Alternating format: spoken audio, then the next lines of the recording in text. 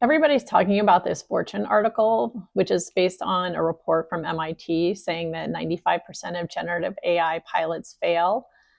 But I think that there's a lot of assumptions behind this and misunderstanding. So while it's a great article and it's based on a study, let's unpack what this means. Assumption number one, we're talking about pilots. I think a lot of people I've seen have taken this 95% and just want to say, well, AI is failing. Number one, it's pilots. Number two, we don't know if there was ever a proof of concept.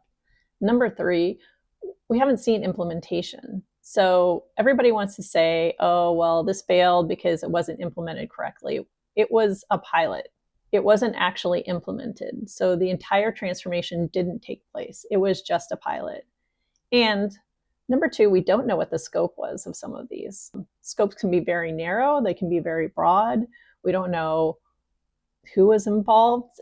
There's a lot of ways you can approach a pilot, and you can approach a pilot really poorly or very well constructed. It can be at a small company or it can be at a large company, and there could be a huge process around it that includes governance. I don't know enough about it to actually say whether or not these pilots were viable in the first place or not.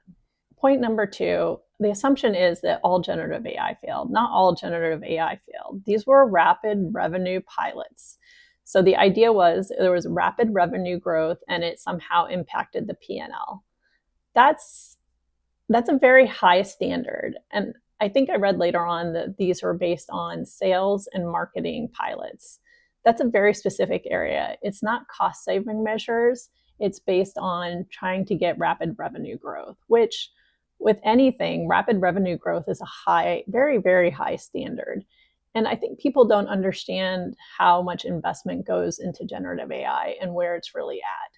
You do need a period of time in order for generative AI to be built and integrated into a system, especially with what it is, let alone any other new technology being integrated.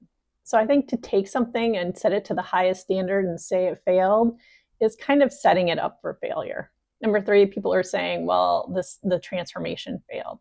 Okay, this is a pilot. This is not a transformation. The transformation happens after you see the success criteria on a pilot and then you agree to implement. It's completely different. So saying that this or that or people should have worked together, these were pilots. That's the scope of the work. What was interesting is this article later talked about how the best use for generative AI was really in back office work, which is completely accurate. All kinds of things like taking documents and summarizing policies, cost-saving measures.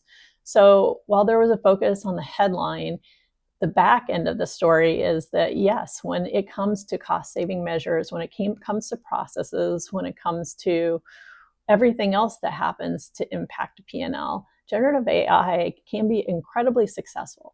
I think one of the other takeaways that people didn't really talk about is how purchase solutions succeeded more than in-house solutions.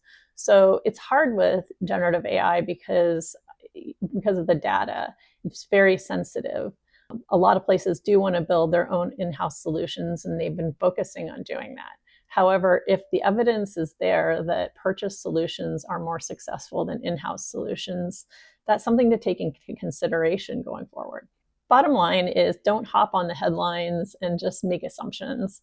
Like, always think about what the scope is of what's being said, because while generative AI can hallucinate, people can hallucinate too. And so generative AI has not failed. This is one study, one data set, one scope of work.